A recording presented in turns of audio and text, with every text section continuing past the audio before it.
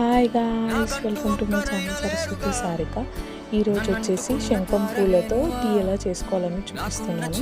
4 శంఖం పూలు తీసుకొని వాటర్ బాయిల్ చేసుకున్న తర్వాత ఈ పూలు దాంట్లో వేయాలి.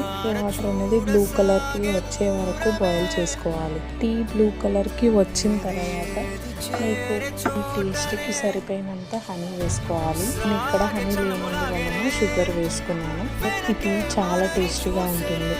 మీకు వీలుంటే ఎప్పుడన్నా ఒకసారి ఇలా టీ చేసుకొని తాగి చూడండి. హెల్త్ కిట చాలా మంచిది.